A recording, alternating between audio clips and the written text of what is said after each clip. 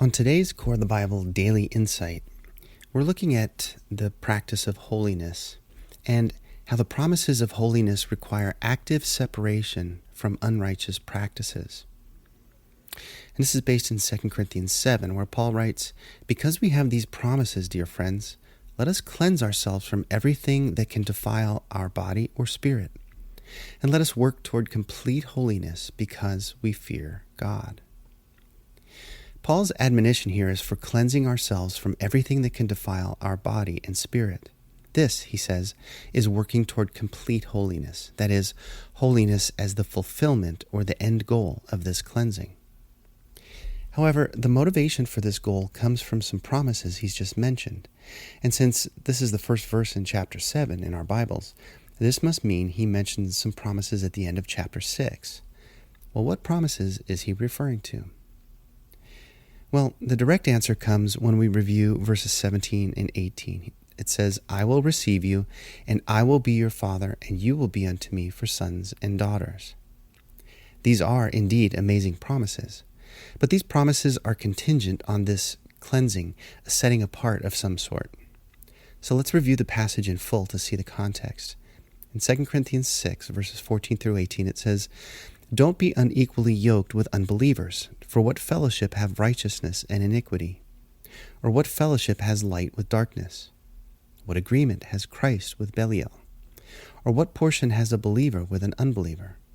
What agreement has a temple of God with idols? For you are a temple of the living God. Even as God said, I will dwell in them and walk in them, and I will be their God, and they will be my people. Therefore, come out from among them and be separate, says the Lord. Touch no unclean thing, and I will receive you.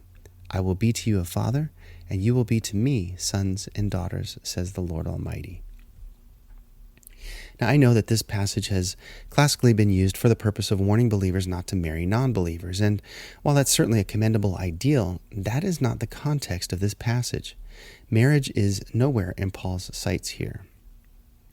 See, the real message is that separation from non-believers is required in any type of joint effort where a compromise of God's principles would become involved. Believers are not to join in any effort or activity where the name or character of God would be maligned or disdained. As an example, in Paul's day, it was customary to invite friends to go out to dinner, so to speak, in a temple of a local deity. A fellowship meal in an idol's temple was kind of the equivalent of going out to eat in a restaurant today. And it was also an accepted practice to purchase meat in the local market that had first been offered to an idol. But these were such serious issues that Paul devotes a whole chapter in chapter 8 in his first letter to the Corinthians to these practices. It's also mentioned as a primary restriction required of new believers from the Jerusalem Council decision in Acts 15, where it says, "Instead, we should write and tell them," the new believers, "to abstain from food polluted by idols, from sexual immorality, and from the meat of strangled animals, and from blood." So to remind the believers of the severity of this command, Paul, as he's known to do, quotes from several selections of Torah, or God's instruction, to make his point.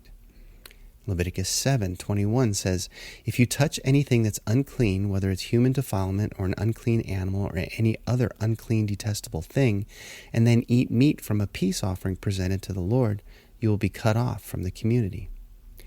Leviticus 11:8 says, "You may not eat the meat of these animals or even touch their carcasses.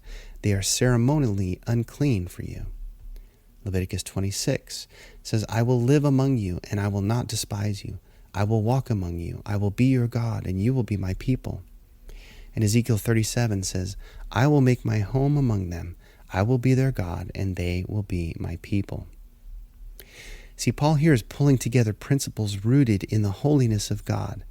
Avoiding ceremonial uncleanness is the model, the example of how believers were to ensure that they were continuing to pattern their lives in the assemblies of Messiah. If they did so, God would be among them. Uncleanness went beyond just animals to other sanitary practices among the people of God, from bodily fluids to accidentally touching dead bodies. But the principle was the same. Separating oneself from these things was an act of holiness, by which its very definition means to be set apart.